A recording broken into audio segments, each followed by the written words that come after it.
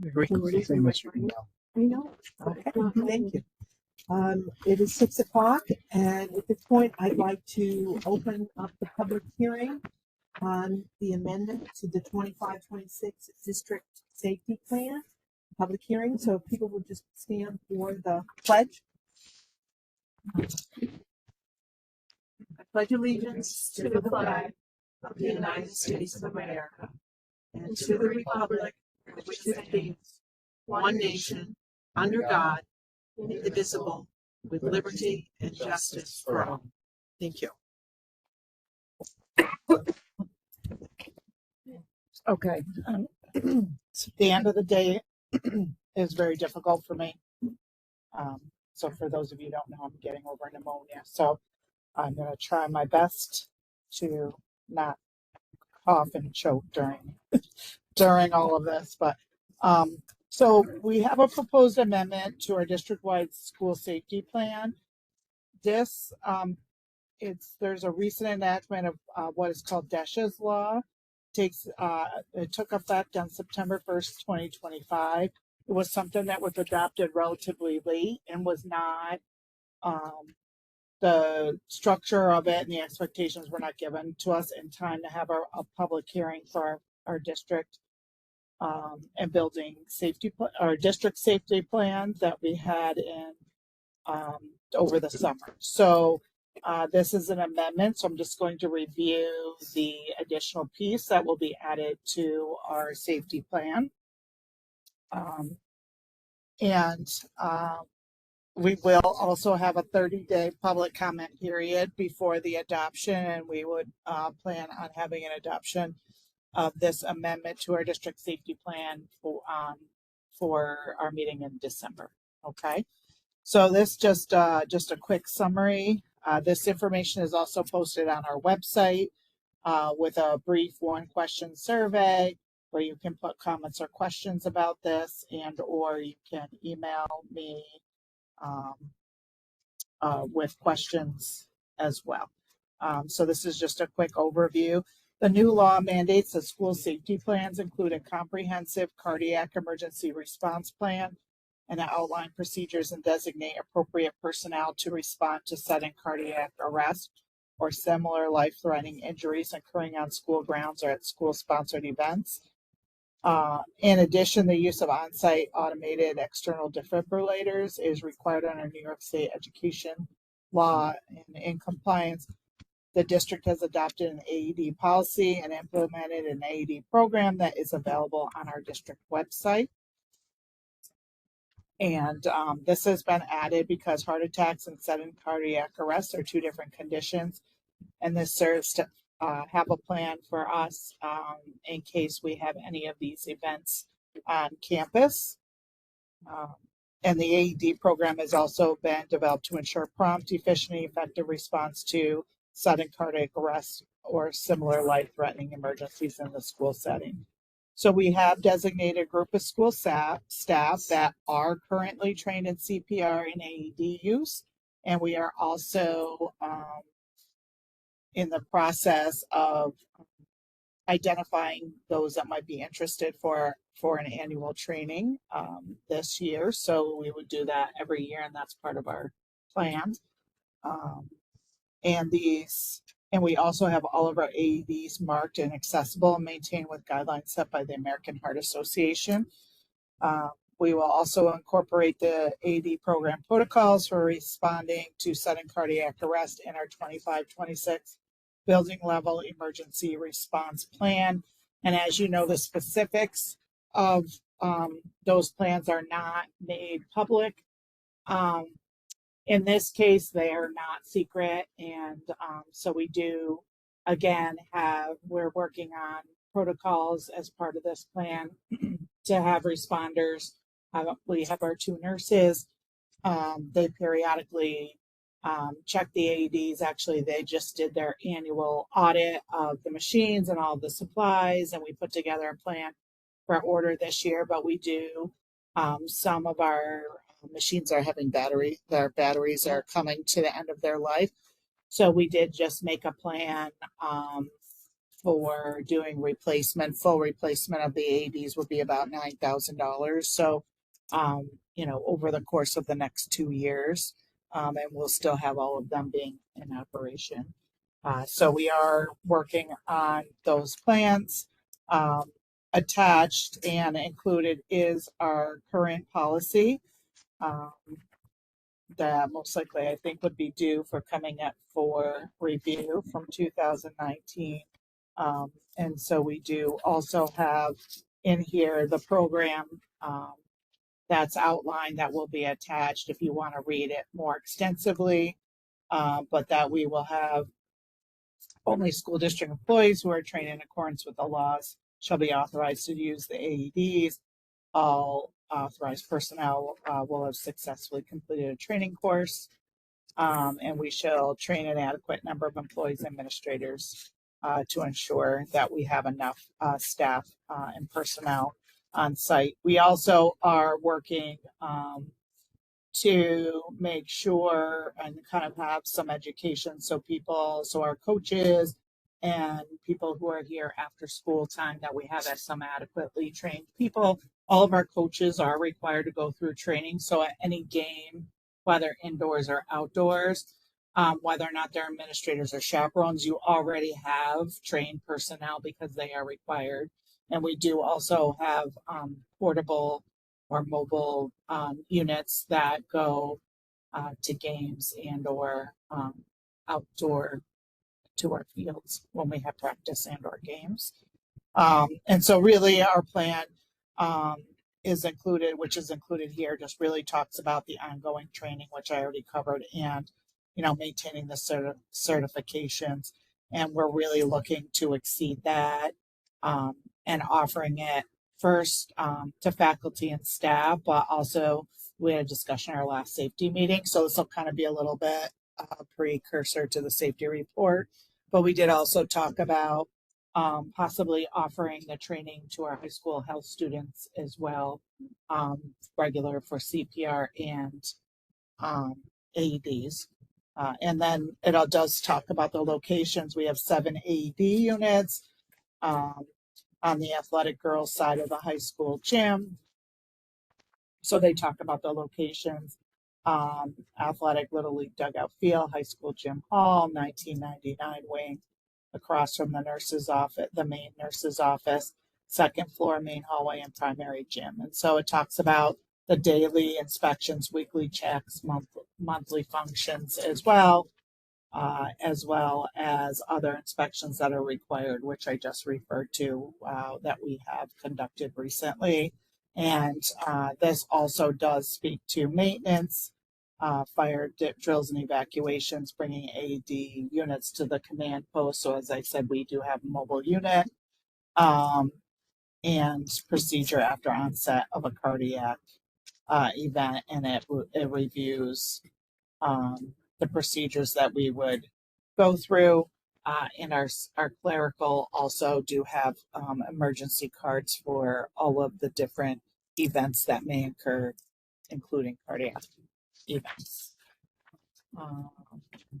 And finally, again, just that really talks about the procedure from start to finish if there was a cardiac event. So we talk about training and preparedness, but then also the process of assisting a person who is in cardiac arrest until the arrival of medical assistance, and then really what our role is, as well as documentation and post-reporting. And we also do, and all of this has oversight from our school medical director, which is part of Hudson Headwaters. So that is an overview of our hearing. So this is a hearing. So the questions are open not only to the board, but anyone who is in the public who is here tonight, if anybody has questions. You mentioned it would be attached to a 2019 policy. So we have a 20, yes. Can you tell me what it is? So the 2019 policy is, That would be one to look at. yeah, I think I think it's good timing for just a review, making sure it's fresh and up to date. 5682 is the policy number. Does anybody on the board have any questions about the? You had mentioned students of health. Are there any volunteer firefighters or EMS that would be interested? So we do have some in the building, and so we know who those are, and we also have some staff and faculty who, not a lot, but a few who are volunteers, whether it's in this community or their home communities as well. Right. So that's something that Mrs. Hallen, Mr. Nichols are working on to kind of create an updated list of who we have in the building, and just so we have an awareness of that, and then we kind of work from there. I'd like to add to it. So this, once approved in December, so it's required to be in place and part of the district safety plan by mid-January. So we have plenty of time to work through this. Any other questions? Anyone from the public have any questions? No additional questions or concerns? So again, if there are any comments, you can reach out to the district clerk, to myself, and or complete. It's a 1-question survey, but again, that's how we do all of our public hearings. It just allows you to put in your contact information, ask your question, or give a comment that you would like for us to consider as we move forward with the plan. Thank you. So if there's no additional questions, I'd like to close the hearing. It is 6:12 p.m. And we will move right into our regular meeting. So at this time, I would like to call the regular monthly meeting of the Salem Board of Education to order. Still 6:12 p.m. Gina, do we have any amendments to the agenda? We do. We have one amendment that will be an action item. It'll be action item 7.7. 7.7. Yes, and then we will have one change to an item, personnel item 6.5A. Okay, thank you. And before we begin working on the agenda, we do have a need for some discussion of items in executive session before we try to keep it as short as we can and come back to take our work. But I'd like to entertain a motion to move into executive session for the discussion of employment history of a particular person leading to the employment and appointment of a particular person. Motion by John, second by Jen. All those in favor, please signify by raising your hand. It was persons. More than one person. Persons. I'm sorry. So Persons. one was an employment matter. Okay. Persons. Thank you.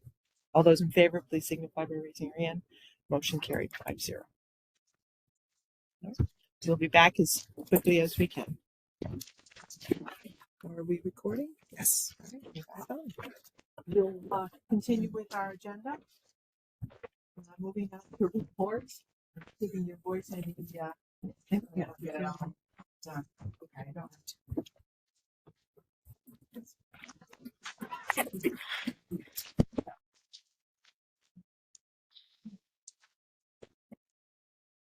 All right, so this morning we had the groundbreaking ceremony at the WSWHEOC Future Focused Facilities Project. So as I've been updating you, when the board voted a few months ago to approve the project, where it will, so right now BOCES has their kind of administrative offices and their professional development site. They have their CTE site and exceptional learners, which are special ed programs at Myers, the Myers Center in Saratoga. They have the Southern Adirondack Education Centers. We call it SAAC. which is also a CTE, Exceptional Learners site for up in Hudson Falls. So we right now send students to both of those sites, Myers and SAC. So we transferred to both sites. They sometimes share staff between those sites. It's not efficient for timing. And so they have the opportunity to move and create this one facility off of exit 16 off of Ballard Road over near the Target and Ace warehouses. It's going to be amazing. And so it's groundbreaking today. And they are slightly ahead of schedule right now, and they continue to be prepared to welcome students to the new facilities in fall of 2027. So very aggressive project, but it's going to be amazing, and it will also help us because we will only have to transport all of our students to one site. So right now we have multiple buses because our CT's half day. So we have half day buses going to two sites, and then we have to sometimes, actually both of the sites, we have to send someone to pick up students at the end of the day as well. So it's really going to streamline. It also gives up more opportunity for sharing transportation, maybe with Greenwich or Cambridge, because we're all going at the same time.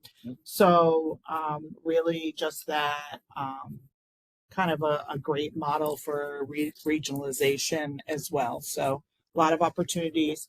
You will start seeing, they talked about today that they are in the process of marketing and listing those two properties for sale. When those are sold, the voters and all of the districts will have to vote to approve those sales. What's great about the sale of those buildings is all of that money then goes in to reduce our cost of the project and or rental for the capital expenses. And so right now they just discussed at the Meyer Center that they're going to do a wetland study because it borders some wetlands, and depending on really how much of that site can be used is could significantly change the value. I mean, it's already a very valuable property being in Saratoga. So they want to make sure they have the right number, and then also would need to disclose that to any buyers. So you will possibly see that depending on, what you look at. If you're looking at commercial real estate and or, listings of that size, you may see that. I think there are some interested parties in the Hudson Falls site. I would imagine there are at Myers, but that's not openly discussed at this point. Just the superintendent of Hudson Falls had mentioned that there's some chatter in the community about some of the possibilities there. So there'll be more to come on that as we move forward. Another really great opportunity for us is we just found out we had hoped that this COSER would be available for this fall, but it took a little longer for BOCES to get their necessary approvals to set up the COSERs. There's a process to that, which as a COSER is providing aidable services to a group of schools in the region that might be interested in a particular service. And so this service is called the Early College Access COSER, and it'll allow BOCES to provide BOCES aid on college tuition that districts might pay for students, and on the salary and benefits of district teachers who are teaching college courses in our high school for the FTE amounts they are teaching. So, for example, Frank Fraunhofer currently is teaching a course through Siena College. That is right now, it was a very short grant that was available that that he received a stipend, and the courses are free. I know it was for last year. Is Oliver in that computer course? Did you have to pay this year for it? No. So I think it was last year and this year, and the grant did not get renewed. So for example, next year, this actually will create revenue for the district, which we all like revenue, to help support us. So, for example, um, Frank teaches we'll use him for example, one college course. That's considered 0.2 of his day. So then we would get aid on 0.2 of his salary, which is about 50. BOCES aid is It's about 50 to 60.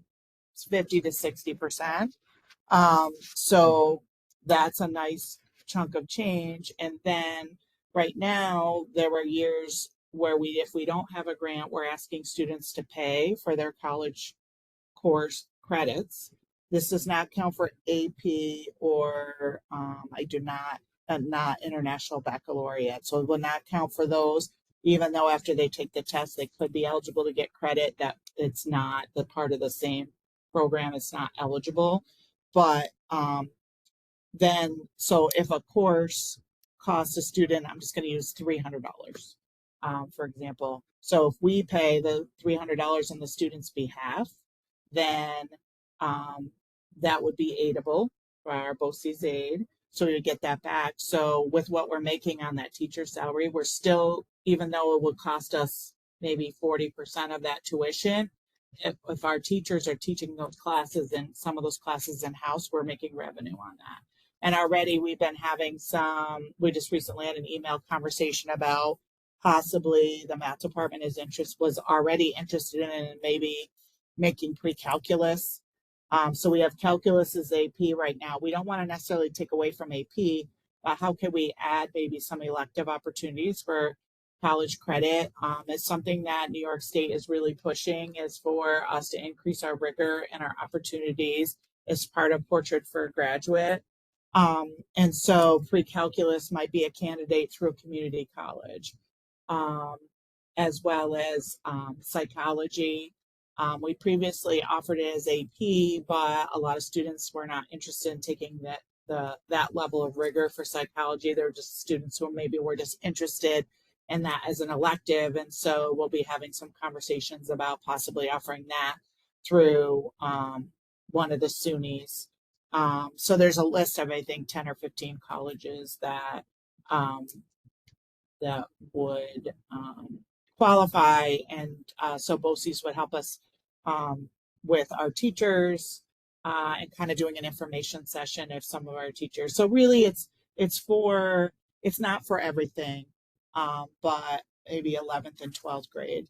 And what's nice too is that, as part of regionalization, and really prior to the term regionalization, we've always been participating in the district learning, distance learning POSER for many years. And that really offers, especially smaller districts who don't have a lot of staff, that always can't offer a lot of electives. If students say, have an interest, like we had a few years ago, we had some students who were very interested in marine biology, and we didn't offer marine biology, so they took it through distance learning. So there are some, so we have, I think, 3 or 4 students. Is it 3 or 4 students? 3 students right now that are taking English for college credit. So they're kind of like a pair. You doing that?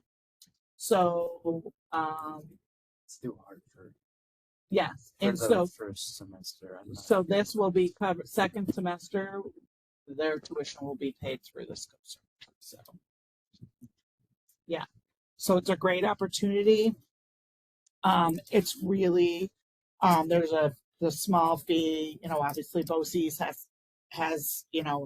gets a tiny chunk of things. So I think it's like maybe $1,500 and 3%. It's a small fee, but I think it's really benefits us and our students. And if we can offer that, and I'm hoping that some of our teachers, I think we'll have 2 or 3 teachers that may want to offer college courses, then in addition to the one we're already doing. I think it's a great opportunity for our students, and little revenue generator, which Doesn't hurt would a few thousand here or there would be great. Okay, so I just wanted to give you that information. Um, just wanted to remind you about the Rural Schools Forum, and I did put some for anybody who's in the audience out there in the crowd. There are some of these up on the counter as well, but I know, Marcia, you said you were interested in possibly going to that Rural Schools Issues Forum. There's your QR code right there. If you want to, I am going. Katie and Will and I are signed up to attend, and so that's on the 24th over on Ballard Road at BOCES. And so you will have some of the Rural Schools Association, Dave Little, and he'll have a few of his staff there, and it's a listening session. So they really similar to NISBA, but really on behalf of rural schools. And I think I have shared some of their research and information. Some of you have attended the conference in the summer. They're really amazing advocates for small rural schools. And so they're kind of on a listening tour right now just to really hear what our current issues are so that they can concentrate their advocacy on behalf of rural schools in the right place. So if you are able to attend, I think it's a great opportunity. It's usually it's not hundreds of people, so it's really a great opportunity to have some nice conversations with other people in other rural districts, but also to have them hear us. And But then we have the winter workshop as well, right? In December. yes, The conference? yeah, This, yeah, winter it's a conference, 2-day. Yeah. Yeah. So I signed up for this. Yep. And that's obviously more informational, professional development, whereas this is kind of what are our issues and hearing it from, we can share, but I think it's always nice if there are board members, community members that may want to also go and really speak on behalf from their stakeholder viewpoint. So I know Hannah did share this out maybe a few weeks ago, and most likely, so I'll be meeting with her tomorrow. We'll probably send one more out to families and the community group just say, hey, it's a busy time of the year. No, might not necessarily be able to go, but just wanted to offer that out there. And just the last thing is I know we had some people here who were able to attend the Veterans Day celebration, and just really wanted to thank everybody who was involved in that, and Will and Katie, Stacy Parker, Kim Garaby, Courtney Hale. There were a lot of there were a lot of faculty and students who were also instrumental in that day, but just the planning is a lot at a really busy time of the year, and it was very special. Every year it's just got a little bit of a different theme or feel to it, but it's a nice, yeah, it was a nice day, a nice event, and I don't know. So that's all I have, and I don't know why it's.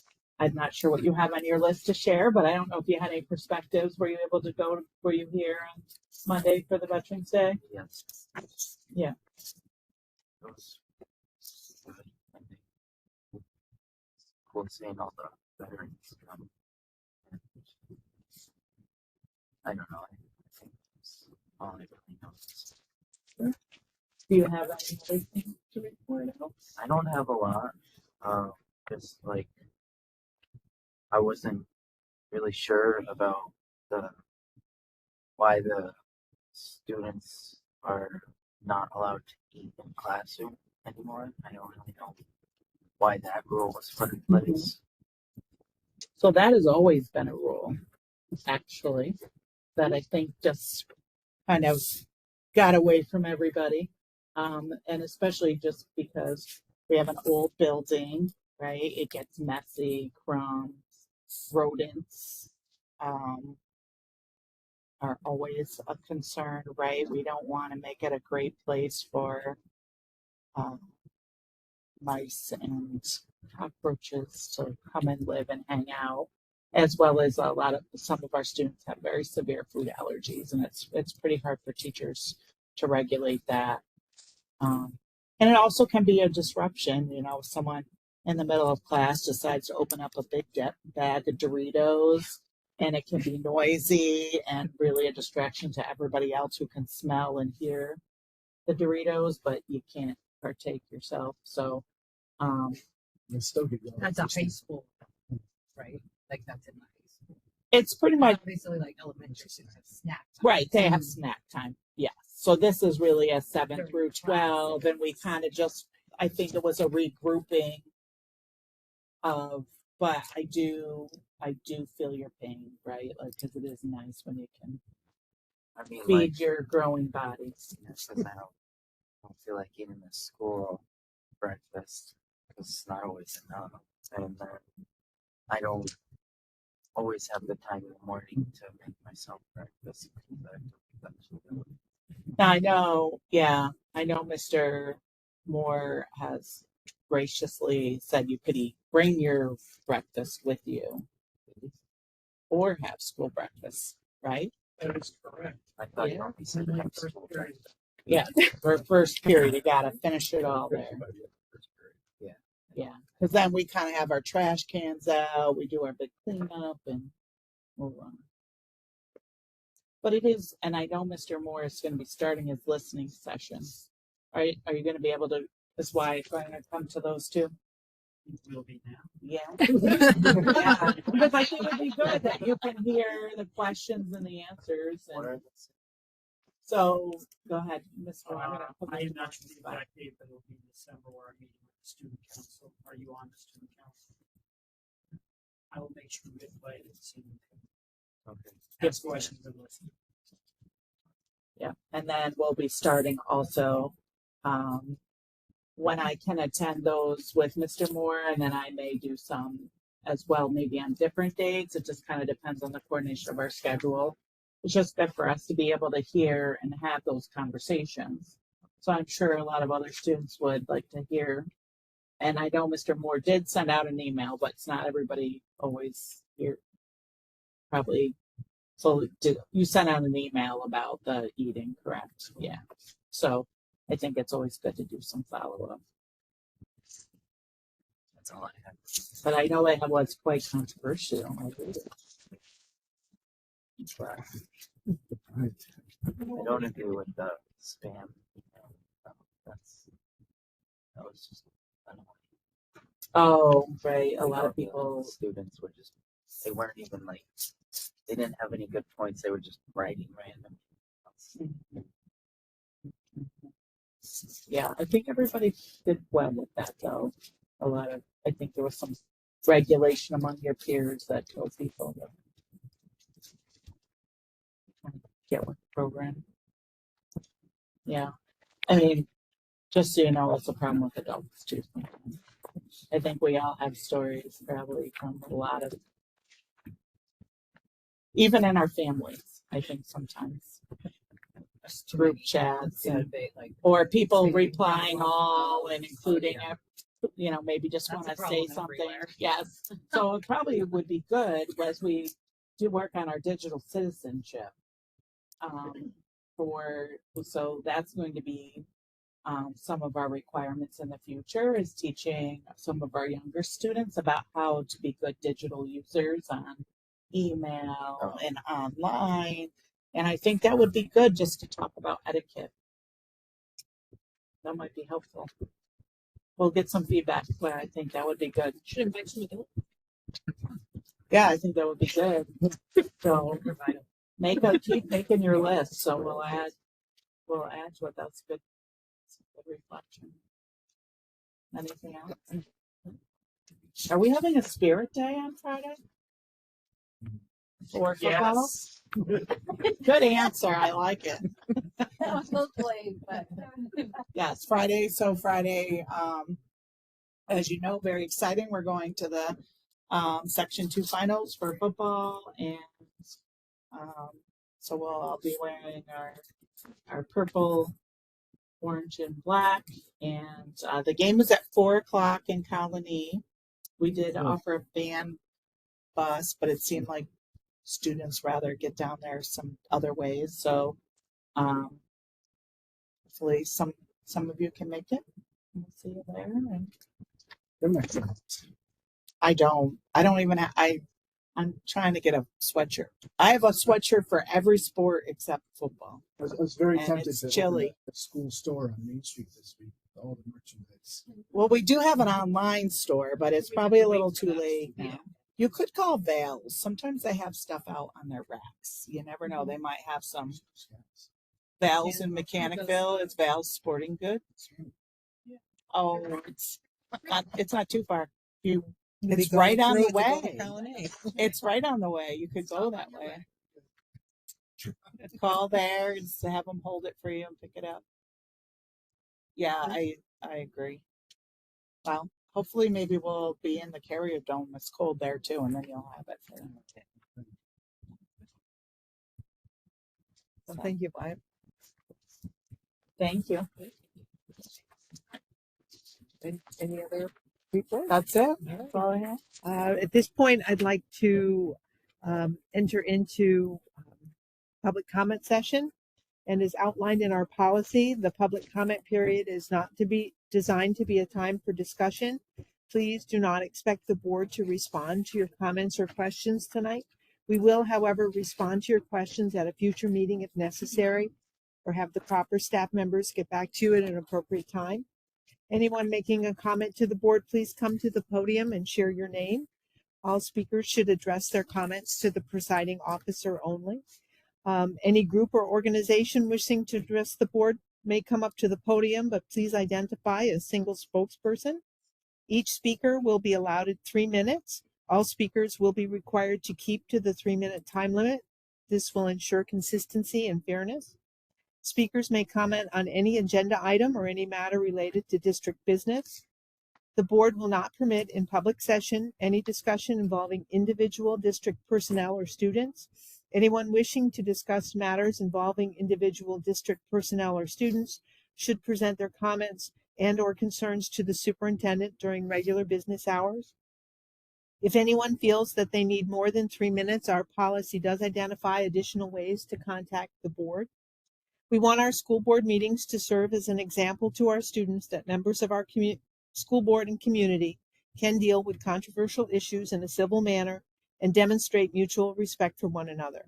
In that spirit, we expect everyone to maintain civility and respect for any divergent views that may be expressed by others. So at this point, I'd like to open up the floor for public comment.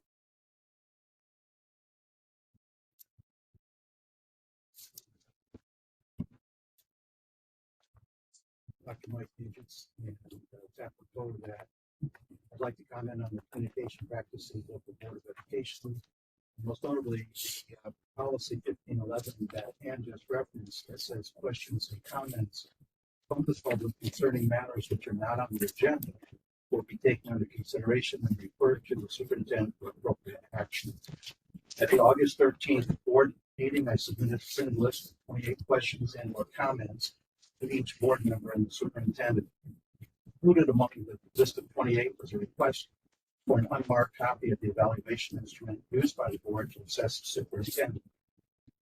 Your statewide organization, NISPA, indicates that such a document is publicly available, should be publicly available.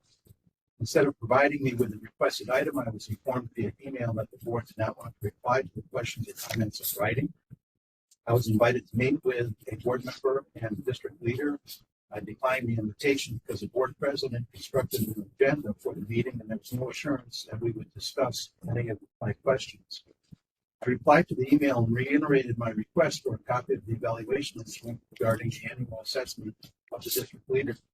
I subsequently filed 4 separate Freedom of Information requests dated September 24, including one for the stated instrument.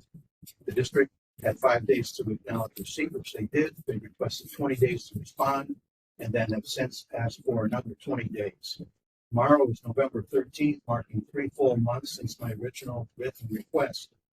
I can only conclude that the Board of Education either A, does not have any instrument to assess the superintendent, or B, your photocopier has been broken since it shouldn't take more than a few minutes to copy and send the document to me. In my opinion, this represents a district weakness in 2 elements, communication and transparency. Both of these areas are central to earning and sustaining the trust of your constituents.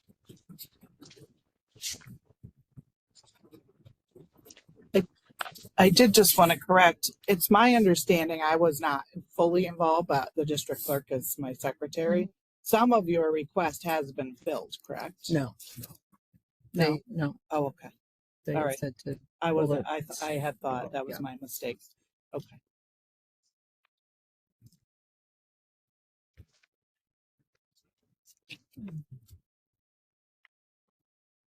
Are there any other comments?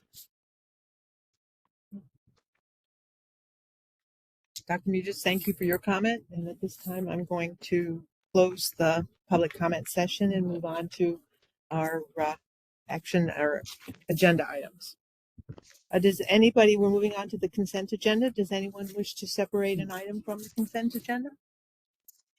Then I'd like to entertain a motion to approve the consent agenda items as presented.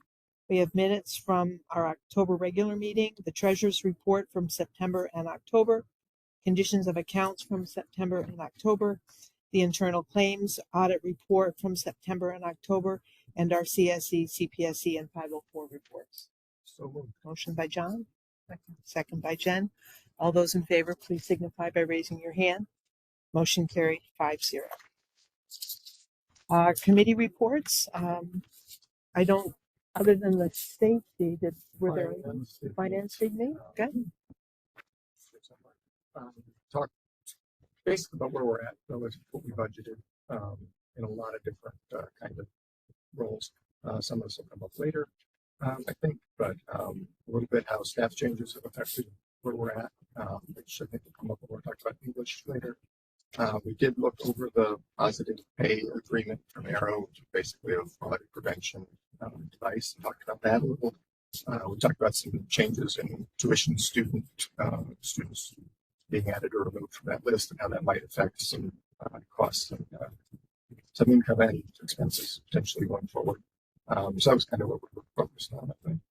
Anything else on this? You summed it up. Short and sweet. It's just a renewal.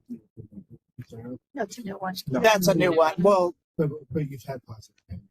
Yeah. It's It's an ACH. just an ACH. it's an additional service they're offering. Yeah. And then we also just talked about how we're in progress to start creating the budget timeline, and at our next meeting we will. Long-range plan. Mhm. And the safety committee did meet. That was the first time I had been able to sit in on that committee, and I was impressed with the breadth of your scope that you take in those meetings. It's a lot of things to keep moving and keep your fingers on and keep updating. So, and you'll see tonight our hearing was about the update to the safety plan for our district was part of that, but each individual area had it was the first time that you'd been together since last school year, so had an opportunity to touch base and think about what needed to be addressed through the year. So it's a busy group. Thank you. And we do have some meetings coming up, so our committees I think will start to take on more emphasis. Okay, moving on to personnel. Entertain a motion to appoint William J. Brown as the Assistant Business Administrator effective November 13th, 2025. This will be on a per diem basis at a rate of $530 per day. So Motion by John. Second by Jen. All those in favor, please signify by raising your hand. Motion carried 5-0. Entertain a motion to approve the following appointment. Be it resolved that the Board of Education of the Salem Central School District, upon a recommendation of the Superintendent of Schools, hereby appoints William J. Brown as the School Business Administrator, commencing on January 5th, 2026, approves the terms and conditions of employment, and approves the payment of monies therein. Mr. Brown's probationary period will commence on January 5th, 2026, and is anticipated to end on January 4th, 2030. So moved. Motion by John, second by Jen. All So I just wanted to be clear that the board will be approving the updated, The updated. right, the updated. The most current. Terms and conditions. We reviewed those three changes, Slight, just in yeah, slight, difference, just clarification word. So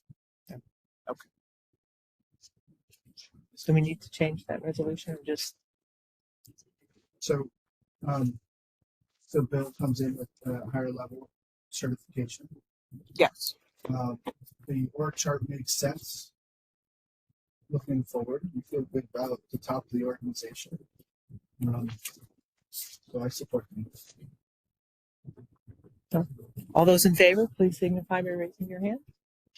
Motion carried, 5-0. And there is an update. So our copies were copied before. So Gina did left this on here and did put the updated It's- terms and yes, it's conditions attached. online as well, just so you're aware. And Mr. Brown is here, so welcome. Well, thank you. I do think No, that's fine.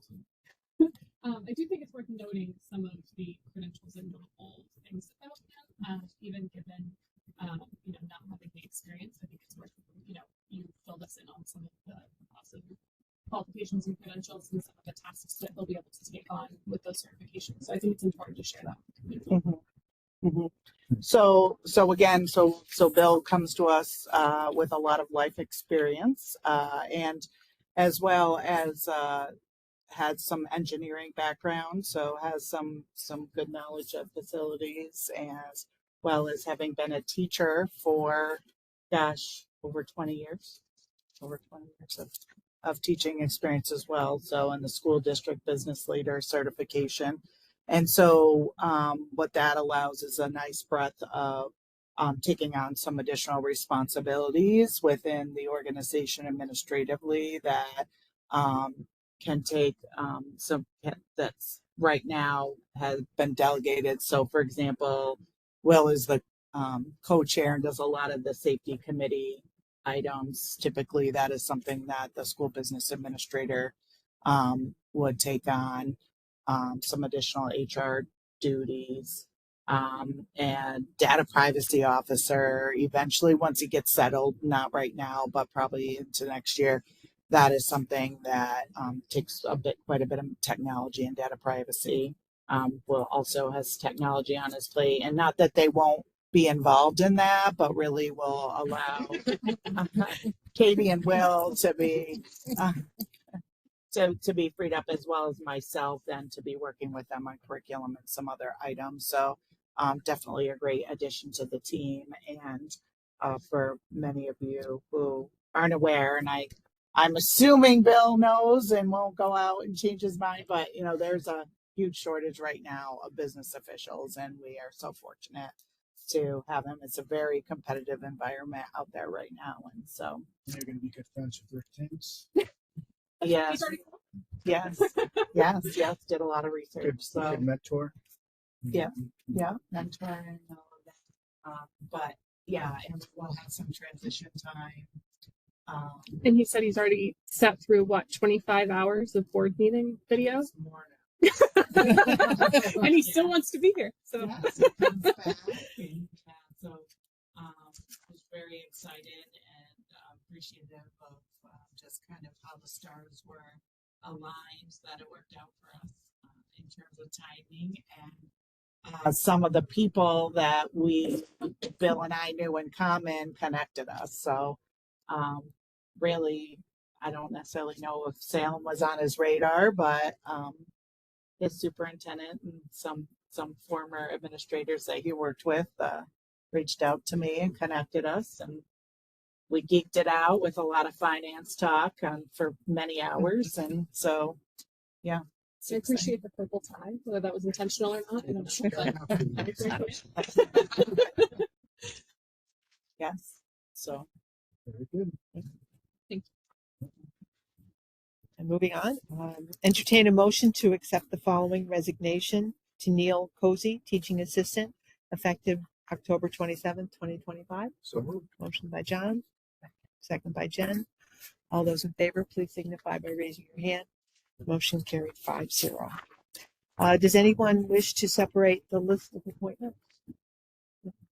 Entertain a motion to approve the following appointments. Courtney Hale, modified boys basketball coach, effective for the 25-26 school year. Brady Nichols, volunteer boys basketball coach, all levels, effective for the 25-26 school year. And Stacy Parker, long-term substitute for Susan Green's leave of absence, effective on or about November 26, 2025 to on or about January 26, 2026 at the rate of $220 per day. So Motion by John, second by Jen. The nurse's office is busy. Yes, they're both busy. They are busy. They're both busy. Mhm.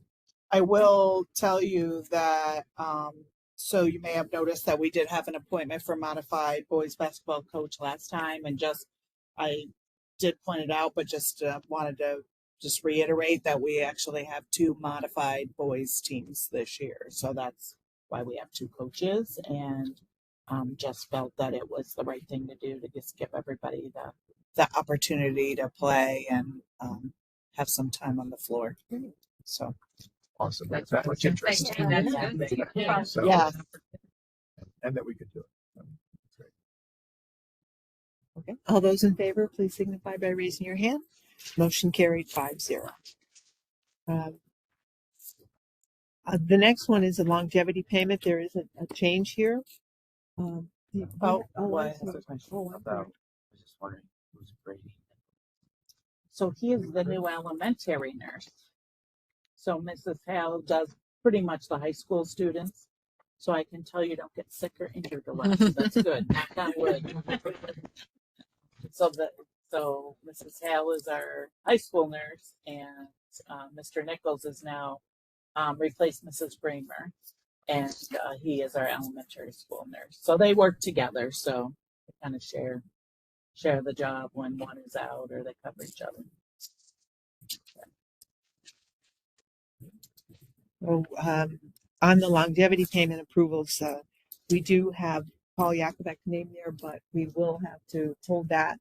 It will reappear in January, which will reflect his actual start date. So this was just a little Got our early dates crossed. cross for that Yeah, one. we So got excited.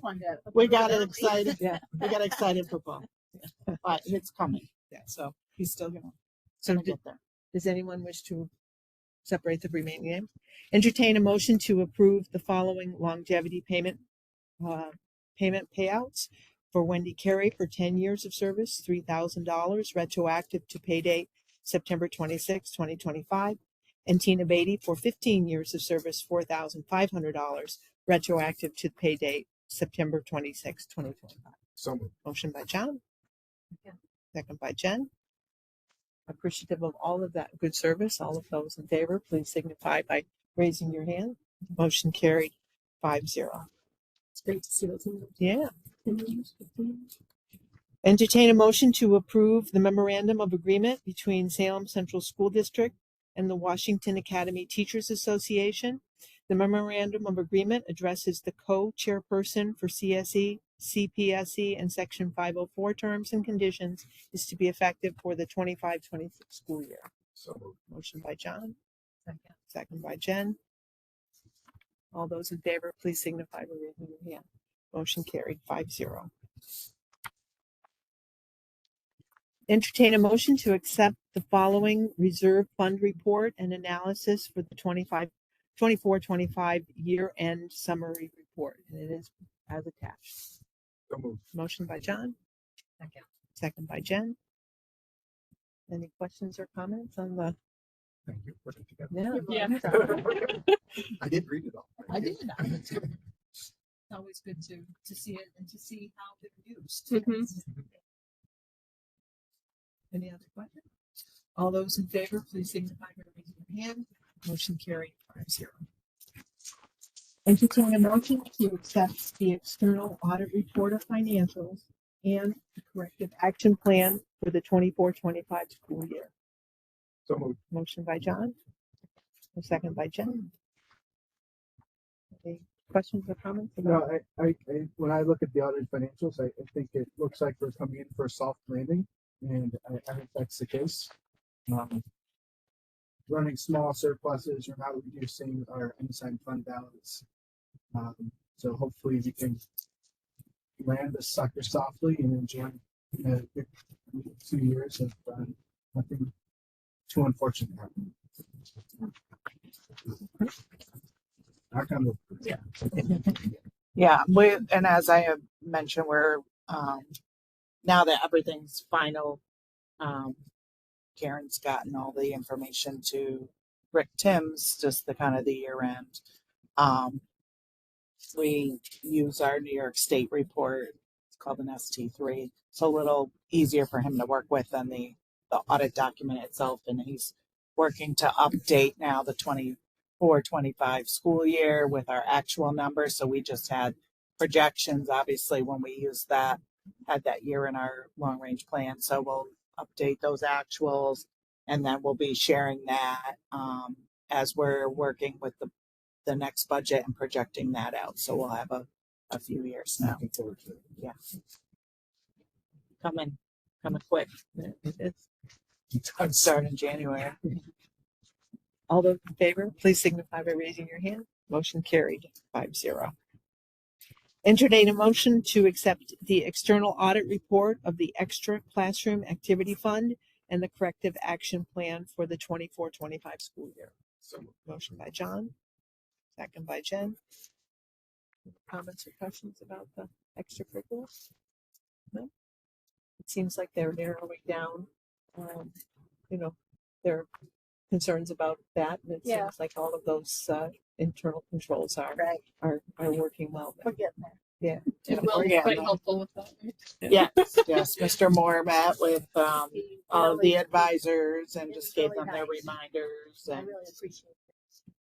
it's a challenge, because it's our advisors have a day job, and also with a learning experience for our students to be helping work with, the minutes is being having a secretary, having a treasurer, having the students involved.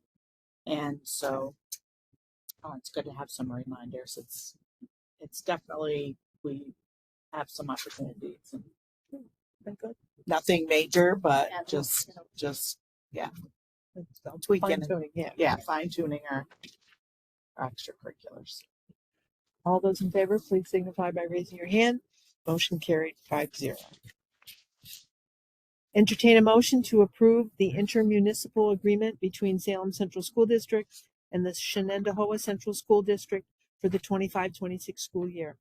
This agreement is for the Shenandoah Central School District to transport a Salem Central School District student in the morning only from their home address in Clifton Park to Sanford Street School at an anticipated cost of $22,466. The agreement was attached.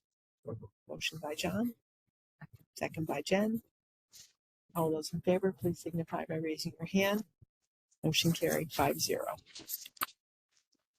Entertain a motion to approve the following new scholarship. The Larry Slater Memorial Scholarship.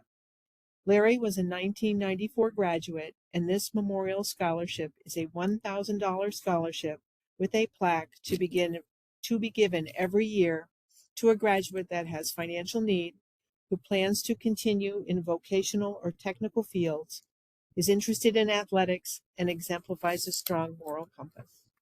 So moved. Motion by John, second by Jen. All those in favor, please signify by raising your hand. Motion carried 5-0. Entertain a motion to accept the proposal from ECS Mid-Atlantic LLC for performing a hazardous material survey for the roof project at the Salem Central School.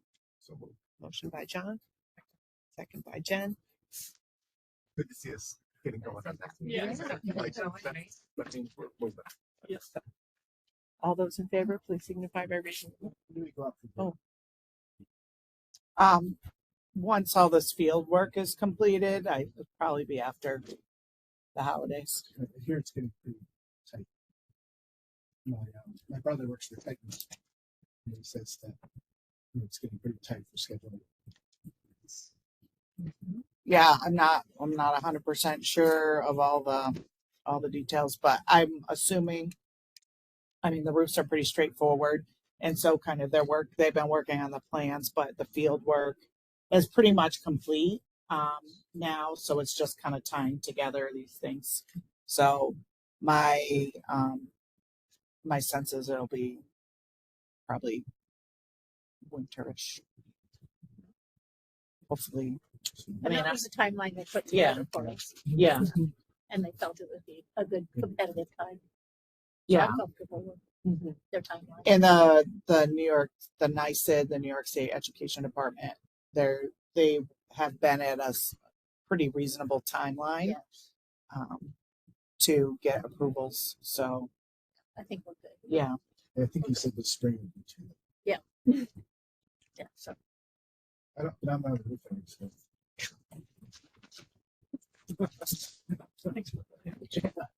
Any other questions or concerns?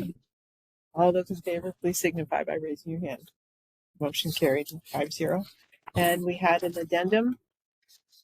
Entertain a motion to approve the agreement between Salem Central School District and Aero Bank National Association.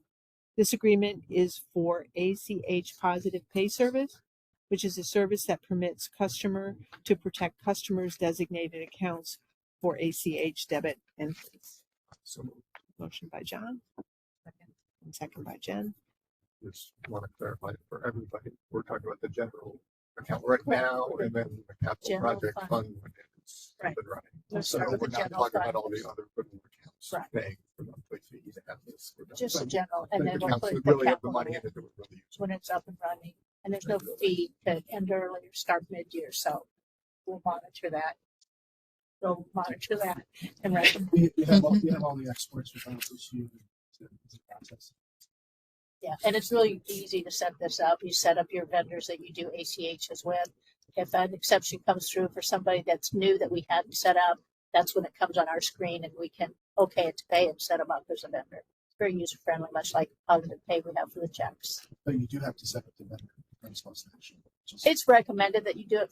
Otherwise, you're going to get them all kicked back. We have so few ACHs, but it's the wave of the future. The criminals are going to ACHs because checks. Everybody's onto the check scam. So now the ACHs are much easier to do than the check. There's no paper involved, right? They just go on the computer. They know everybody's routing number and just start plugging away. So I'm happy we're doing this tonight because I'm going to sign the agreement tomorrow. I would really like to get this in place. Very good. All those in favor, please signify by raising your hand.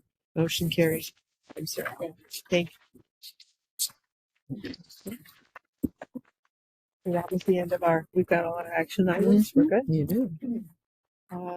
Moving on to other business, we have a discussion item, high school English department staffing. So, as you know, when we went through the budgeting season, we were very tight on closing the gap and had to make some difficult decisions about cuts. And it really came down to trying not to get into kindergarten, pre-K, some of those areas, or special areas such as technology or agriculture. And so, looking at the projections at the time and the needs of students, we made the decision to cut a teacher from the high school math department and high school English department. The high school math department, because they had kind of extra 0.6, about 2/3 of a person. And so they were able to absorb the hit much easier than the English department. It has turned out to be much more difficult teaching load for our two teachers than anticipated, especially because they have a lot of preps and a lot of students. English is a very labor intensive.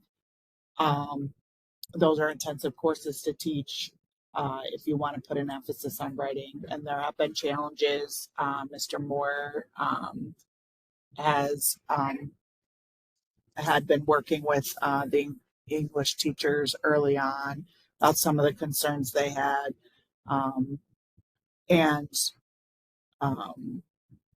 So it has continued to be difficult.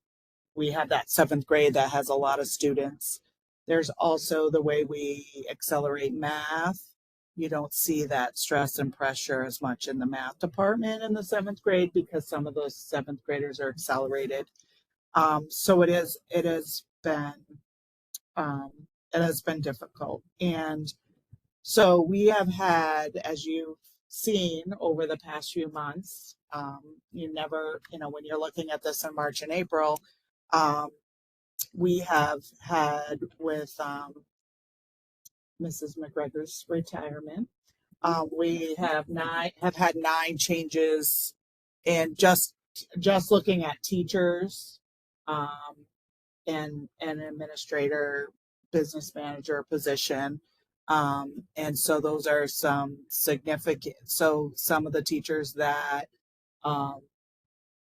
left to do other things have, it was a fair amount of savings in the replacement. There were 1 or 2 that were a little more, but some of them were fairly less. And Mr. Moore and I met recently together with Mr. LaSalva and Mrs. Courtney for check-ins, and really talked about the future. And it really just spurred me to, couldn't make any promises, but really felt like it's something that we should look at with these changes. Karen and I had not necessarily looked at, I call it my plus or minus sheet that I have now created, and Karen has indulged me in the, it's a little bit of work, and I appreciate, but we got it set up, but it is a little bit of work because there's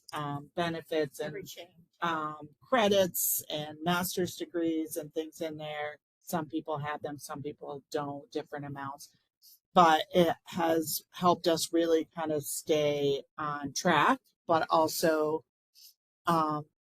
for us to know that we could sustain the addition of an English teacher for the second half of the year. I had made it clear in previous discussions that if we ever had the opportunity and had one, as we started getting breakage, that would be the first thing that I would look at. I do feel that we've created some efficiencies in our facilities in some other areas, and although not ideal, I just really think that this is what would be best for our students right now. And so I did, share a little bit of the financial piece, but the cost, we would still be, we'd be about 5,000 if we hired somebody at, kind of mid scale, which typically that probably wouldn't happen, but we always project high. And we do have some relatively committed people that are very seriously looking about retirement next year. So we would continue to see some easing in that area. And so I know it's hard. We've cut in a lot of areas, but I do think that a lot of the our colleagues in some of the other areas and departments, I believe that they would support this as well. So right now there are 2 teachers in the high school English department, 3 in science, 3 in social studies, and 3 in math. And on paper it looked like at the time that it would work, but I think the impact, I think is far more difficult than we thought it would be. So just not sure if the board has questions or any thoughts. I support it based on the audit report. We haven't dipped into our unassigned fund balance. We are trading a little bit of surplus. I feel far more comfortable taking care of our business in the school and producing. I don't feel like it's much of a risk. I feel pretty good about it, given the details and the analysis that you've done and what we see on paper. Because we haven't been able to satisfy the need. And, sorry, my phone keeps ringing. I need to tell them. So, I think it's important to listen to your teachers and like even if something looks great on paper, like you said, when you realize that it's not playing out that way, I think we have to worry about what's best for our students, but we also need to share what our teachers are saying. If it's not working out, you know, and they need support, then we need to provide that support. and it's important to point out that unless the board approved a change in our budget, beyond, then we could not go, our total expenses, that we could not dip into that fund balance. However, we know that we have that for future. And again, it could eat a tiny bit into our fund balance for this year. We project that again, at kind of middle of the teacher's pay scale, it would be about $50,000 cost. It's not a significant hit to fund balance. And it does, again, just with the breakage that we've gotten with some of the other faculty changes, that we can support that within our current budgeted amount in instructional payroll. So Certainly has my full support. Yeah, I mean, I think we have to do what's best for the students and Okay. put them on the spot. I don't No, I just. have do you have a big English class, right? Or no? 11th grade. Oh, 11th grade. He's in He's in the the college. Yeah. Oh, that's right. You So are. he's in a very small That's right. class. So we do have some very large classes. So this wouldn't necessarily look like if we had that extra person at the beginning of the year, but it would help us with some of those very large class sizes and a couple AIS classes to help some of our struggling students, which it's difficult when you have 27 students in a class. So, I think I did tell them that we were having this discussion. They understand that it's not, was not 100% certainty, but I did let them know that it was something that we were willing to consider. And so how it would work is we would look and see, if so we have Mrs. Byron and Mrs. Core, who were previously part of reduction in force. And so we will call back and give them the first option. And maybe one of them might be interested. And then if not, then we would post the position. So just having this conversation now, and we can post it as anticipated and, or we can post it as an opening. We can still continue to have conversations, but, certainly we would want to hire somebody within kind of our budget for kind of what keeps us in that range of what's currently budgeted. So if there I appreciate sounds how like you- there's I consensus. appreciate how you took on this challenge. And I think you did a really nice job. You and Will. So thank you. I mean, it's been hard, but I think we want to make it right if we can. I will echo. I appreciate you guys listening and bringing it to us. I also appreciate our teachers who are handling day to day what it is they're handling right now, and have brought it to you guys and to us. So it's Working it out. it always works best when everybody works together, right? And so I want to thank them too. Yeah. See, it doesn't 100%. happen without everybody stepping up and doing it, doing their part. Passionate people. I love that. So, Okay, so then we would move forward looking to see what that looks like, and I'll keep you posted. Thank you for your consideration. Thank you. We appreciate it, and I will let them know that we're looking to move forward, and I think that will be helpful. Yeah. I mean, it'll still be a few tough months, but I think knowing that we're looking to support them, I think. Thank you.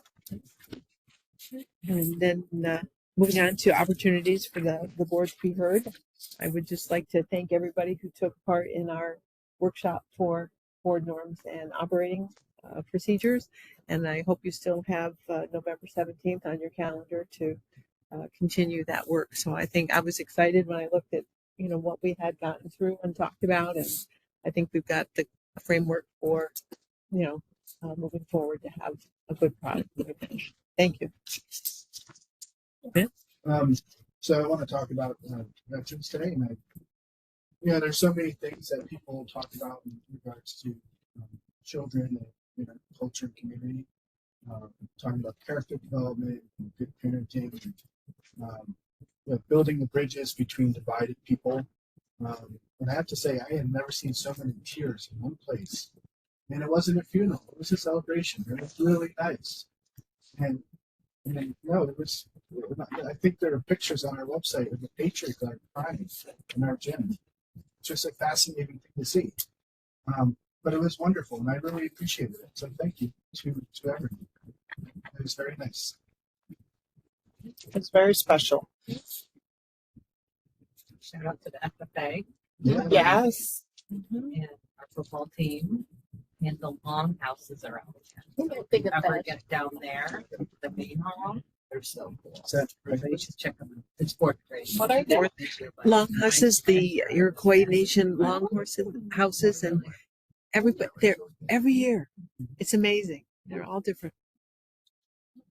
And I'm hoping also to, there's just a little bit of short notice, just coming back with everything going on, but to hopefully work with Mrs. Maxwell just to get the FFA. And like they came last year, gave us a little taste of what they kind of talk about, what they went through, and kind of little taste of how they competed, and then kind of showcasing their talents. It'd be nice to do that. So it's a busy time of the year in December, but That's a tough schedule. I know. I know it is. It's a busy time of the year, Maybe they can but shoot us an at some point I would like to do it and kind of have them kind of show off a little bit. I had down that I want to talk about our NISPA convention because that was since our last meeting too, and a couple of you went in person. I think you mentioned it. I There did were not three. know they went. Oh, they went in Those person. two I'm going to sign you out of school. went. No, I But It's very worth it. I participated in the virtual convention, which actually I found really kind of valuable. So definitely I thought was worth this. And a couple of things I got out of that I thought was really kind of awesome presentations. One about the Dignity Index, which I think what you mentioned, and the thing which was awesome. These are online, I think, now, so best people check them out if they haven't seen it. And also the presentation about upstream suicide prevention. I thought that kind of was just really amazing. I don't know if he did the same in person that he did online or not. It was not like a recording of the, but about ways to intervene in people's lives, not last minute reaction to you think this person is suicidal, but have to build things earlier in life to prevent them from ever ending up down that stream. So that was really awesome. Yeah, I thought it was. I wish I had more time to put into it, but at the time I put into it, it's well worth it. So it was a wonderful experience for me. On that note, I had a fantastic experience. I think it was great, to connect with other board members and superintendents from across the state, and not just, the rural schools was great, but having that exposure to the large schools and the smaller schools and seeing what some of these larger schools are doing was super helpful. I attended some breakout sessions regarding AI implementation. Found it really interesting, some of the rubrics and things that were presented that other schools had used. Because instead of using the model of we're not going to allow it, it was more of like, how do you really thoroughly incorporate it, which I found interesting. There was a lot about conflict resolution, as I mentioned in our retreat. I found it so helpful. I think just given our current climate in society right now, it was very relevant. And I think, the Dignity Index is helpful.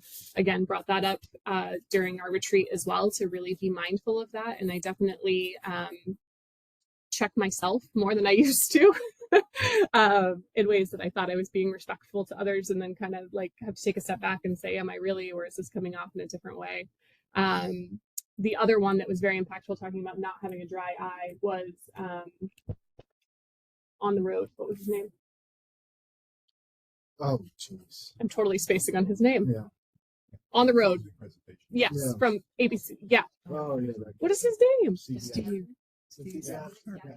Yeah. Steve Harvey. Yeah, Steve Hartman. Steve Hartman. He looks, Yes. he looks like he has a perma cry face because he does Well, how he's- can he not? I mean, this man is incredible. And it just was so refreshing. The message was essentially like, there are still good people in the world. So, like, don't let all the negativity in the media and all of this, like, really drown out all of the good.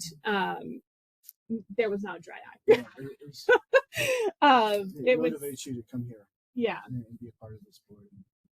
it definitely reaffirmed the why. So I thought that was fantastic. Yeah, I could actually go on about all that I learned. I 1000% want to attend that again next year. I found it super helpful. In Buffalo, it's gonna be a road trip. Oh boy, Ann and I went Peter went with me. That's right. It was actually oddly fascinating to hear how people arrived to the conference. I don't know why I found that, like, some people were flying in. I was like, oh, New York is that big that people are flying into this, like, but anyhow. And again, going back to the retreat, I think that I left that meeting. I'm very grateful for everybody, really putting everything into that. I think that we're in a great place. I look forward to really digging into that some more, and being able to present that to the community as well and share what we've been working on. Super excited about that. Yeah, I think fall wrapping up the extracurriculars and the sports and everything is fantastic. I do hope to make it to Colony on Friday. And, I heard great things about field hockey this year. We had an LOP counselor that tried it for the first time, and she said there was much learned, and both in herself and in the skills for field hockey, and she was very inspired. So hearing about that and the achievements in soccer, a couple other things that kind of want to, like, put something out there for discussion later on is I am curious about, I found an article, a couple articles actually, because I went down a rabbit hole about cell phone bans and technology bans over in Europe, specifically in Britain. And it was talking about, like, is it actually effective in, people banning cell phones or banning certain apps or access to these sites or whatever. Is that actually effective or is it not effective? And so it was really interesting to read that. And so I would be curious if there was any way that we could kind of, like, evaluate the efficacy within our community, like, as we move forward, because it's going to take a while, right? Like, everybody's probably still acclimating to this. I know I would be. So I just found those articles super interesting. If anybody wants to read them, I can send them your way. And then the other thing that I think, again, on a feedback perspective would be Babbel. See, like, how is everybody doing with the Babbel? How's the process coming along? And just, is there an additional need? If so, do we need to look for funding? Things like that. So those are some things I just kind of wanted to throw out there for discussion moving forward. I want to say one more thing about the conference.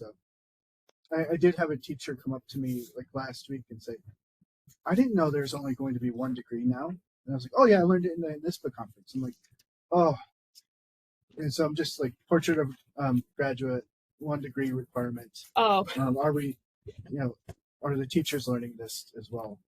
So they will be. So we are just starting to get information to send out to stakeholders. mm-hmm. So that is something that we're starting to send out, but we'll be starting to do some work in our shared decision making. As much as they tell us about it, they don't have a lot of details. So really, I believe it starts with a 28-29 cohort of students entering 9th grade. It's either 28-29 or 29-30, does it say? Yeah, it seemed to- So they just at BOCES gave us these posters, so we'll be hanging those around and starting to share that information. And what some school districts are doing is looking at, so this is the general portrait of a graduate, but we could do, like, portrait of an SWA grad or portrait of a general, and really talk about with our stakeholder groups, our teachers, our families, parents, what does this look like for our graduates, for our students. And so like, what does it mean to be academically prepared? What does that look like? So as we're developing as educators here, boots on the ground, right? Like, what does it look like for those students to be academically prepared? What do students think it looks like to be academically prepared? Being a creative innovator, critical thinking, effective communicator, global citizen, reflective, and future focused. Those are the attributes of the 21st century graduate. So it'll be so we'll start to really, over the next year or two, start to facilitate some of that process of what does that look like so we can build it and build it methodically. And so this is in that, moving forward will be something that will probably be very prominent in our goals, and most likely are probably, I would anticipate, so in 27, 28, we'll start working on our next blueprint for excellence, right? Our next 5 years. And I would imagine that this will somehow have a focus because it's still going to be relatively new to us. How do we get it out? How do we communicate with families, parents, students? I mean, the whole thing's going to look different in terms of portfolios, but they really don't know what it looks like yet. And so that's the challenge, right? So right now we're starting with this, and there are resources that we'll start to be putting out there, but for each group. So parents, students, teachers, administrators, board members, there'll be some different tools that will start to help people. Yeah, I'm not sure, John, if have you tuned experience into with the legislative panel that they had, but the commissioner was talking about this a little bit, and it was interesting. You know, some of the uncertainties in this, right, and some of the opportunities, but also the customization. And she was saying, like traveling around the state and getting all of the different, like what do New York students need, and what does this look like? And it was really interesting and something that I hadn't thought of as a non-New York educated person is that, even the SUNY schools were looking at New York state applicants differently than out of state applicants. So the degree that was coming from out of state wasn't necessarily, comparable to like a Regents diploma, something I'd never thought about because I didn't have a Regents diploma. So I think this is great. I think it's going to be exciting to see this come together. There's definitely going to be a process. Yes. Yeah. We're still learning. I mean, they talked about it for like an hour. One of the things I just wanted to bring up, you brought up AI. So I know there are a few people. Tom, you signed up for the dinner next week, right? So that's on AI. So that Adirondack Area School Boards Association, they have that dinner PD kind of thing. So that is going to be, AI is a focus for that. So if anybody is able to attend on Thursday, Gina, if you still don't have the link, Gina can sign you up or send you the link to sign up. And Babbel, as a matter of fact, Dr. Nugis has been graciously networking with some of our local firms, and we do have, I'm not sure if I should talk about it publicly or not, but what It's a bit of an intermediary between the groups in the school. Their interest is in finding out how many people on the waiting list remain committed, and then to arrive at cost, projected cost, and then we'll sit down.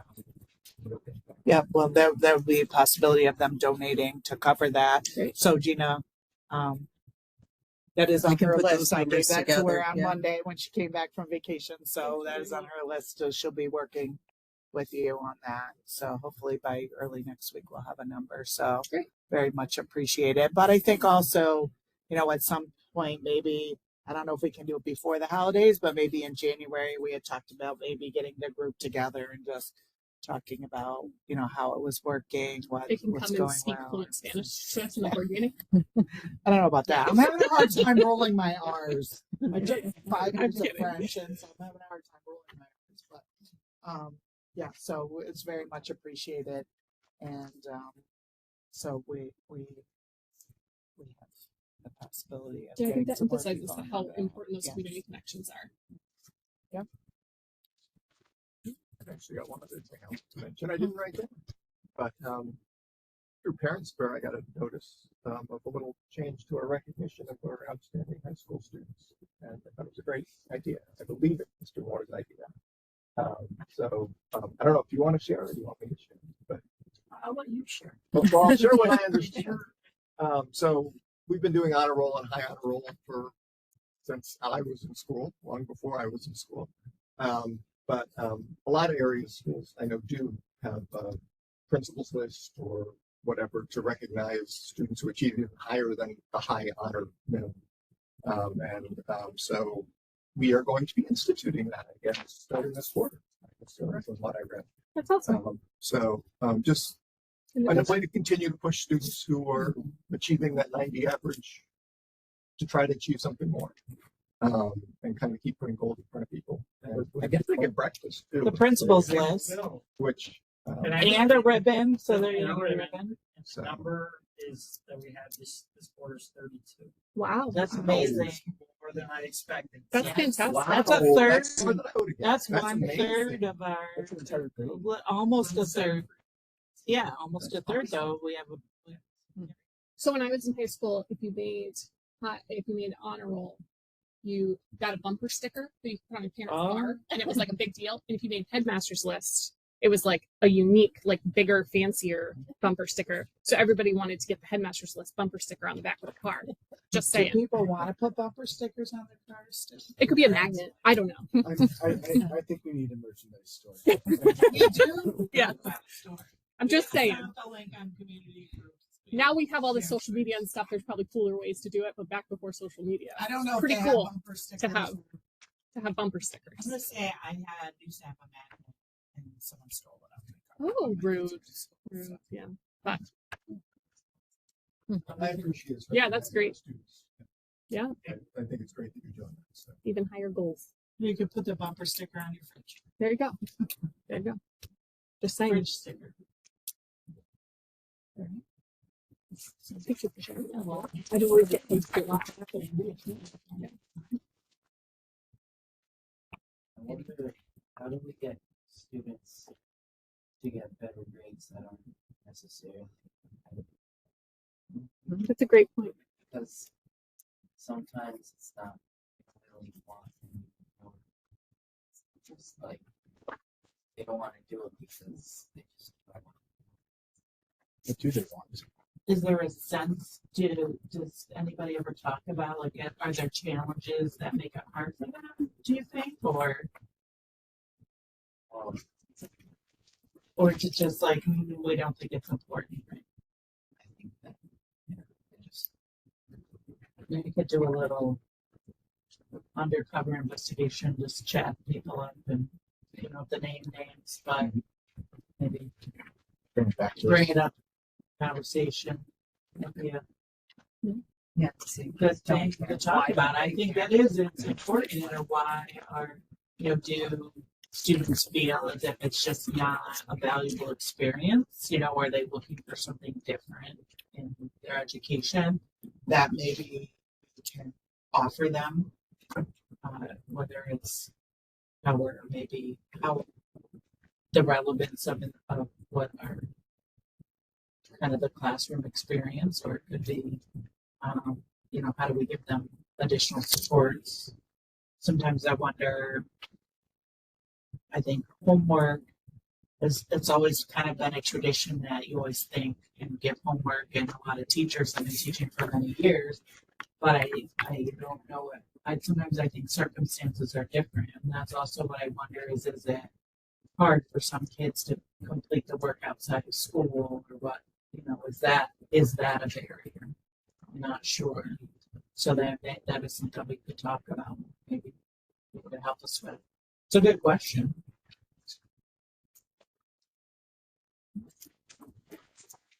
Yeah.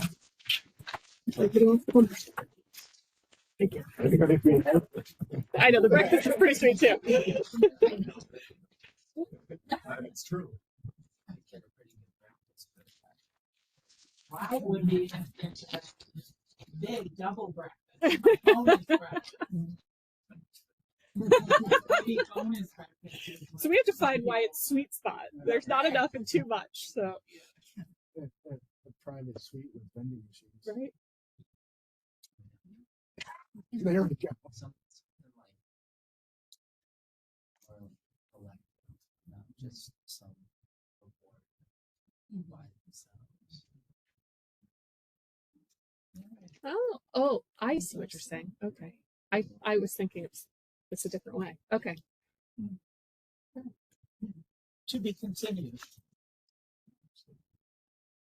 That's not how I was thinking of the original. Public. So we have a list of updates. There's looks like things are good. I'm so excited. And we do have actually, I think we did not remember to tell Gina because we do have our retreat.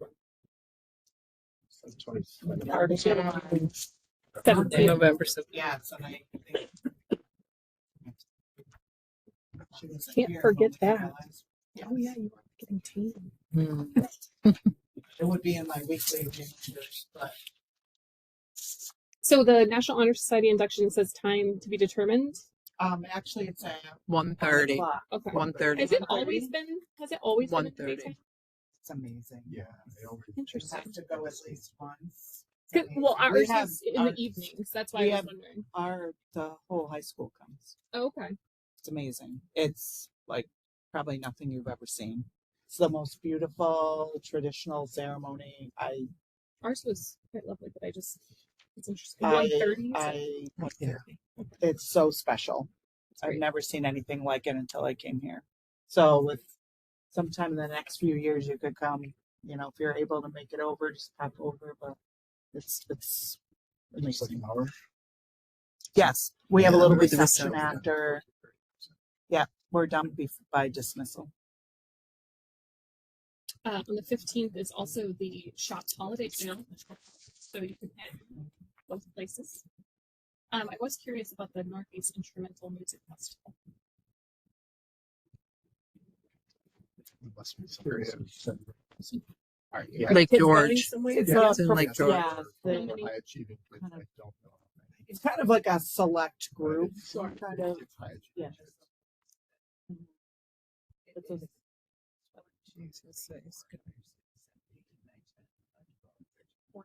Wow. Yeah, And it's that's a 7 select through group. 12, or Yes, it looks like 7 through 12 Yeah. by the names that I'm looking at. It's an opportunity they can go and that's great. they do music Great. with, Yeah. with And there's others in the area. Yeah, it's a Cool. really nice. It's a nice Google it. opportunity. And then there's a concert Oh, there. at the end. That's It's up at the pretty Mary. awesome. Nope, it's still up there. Lake George. Oh, cool. To be honest, I don't know. I'm assuming it's in the same place every year, but it's nice. So they've been busy. It's a very busy time. For the music and drama, and they're getting ready for their winter concerts. Got the play coming out, Freaky Friday. November 21st is the November SWA Pride Day at the elementary school, where we celebrate students for the character trait of the month. This month is citizenship, and we also have the Pride Award, which is kind of like the all-around student. Tell me that again. Say that again. Date again. 21st, and there's two. There's an 8:30 to 9, and there's a 9 to 9:30. We do pre-K to 2 the first half hour, 3 to 6 second half hour. I heard a lot of really positive feedback from the first one that Kids were so excited. Yeah. Yeah, The photos were really Yeah. sweet. Cool.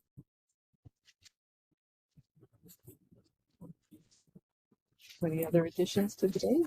We're busy. And the committees are all scheduled in for November and December. So, and our next meeting on the 10th.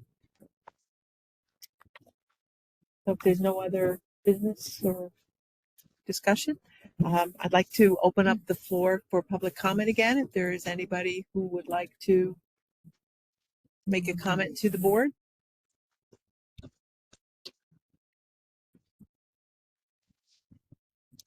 So I'm glad that you're considering the president, principal to that, and the positive spin on it, because I surprised you, I was on principal's list when I was in high school. It was an entirely different kind of text.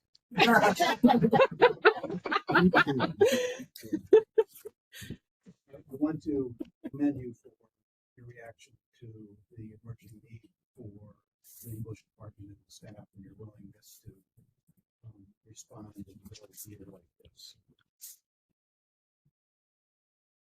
Chris mentioned field hockey.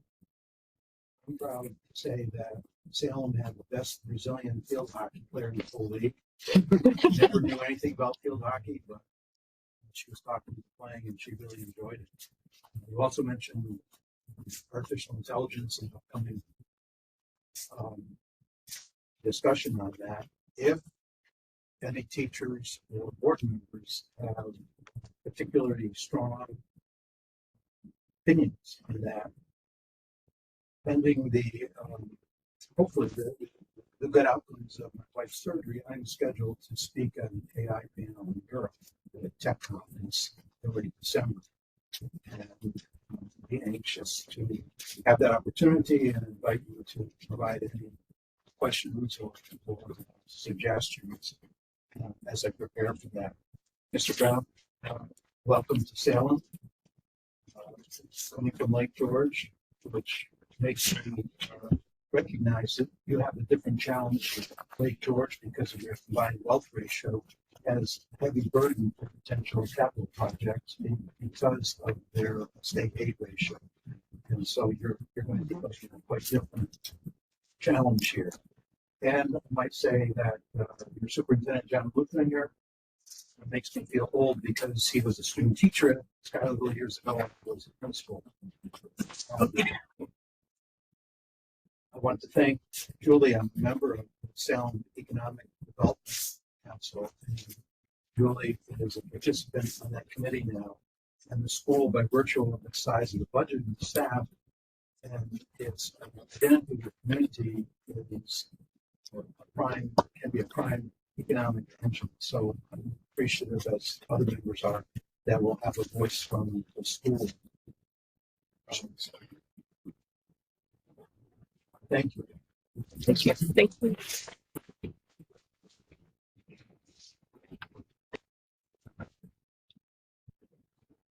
Are there any other comments from public?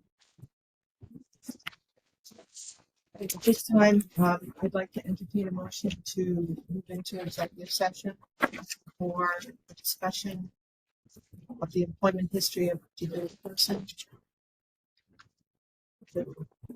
Two person, per person. There you go. Thank you. Second, thank you. Leading to the appointment, promotion, demotion, dismissal, and cover particular person. So motion by John, second by Jen. All those in favor, please signify by hand. Motion carried 5-0. No action. No action anticipated.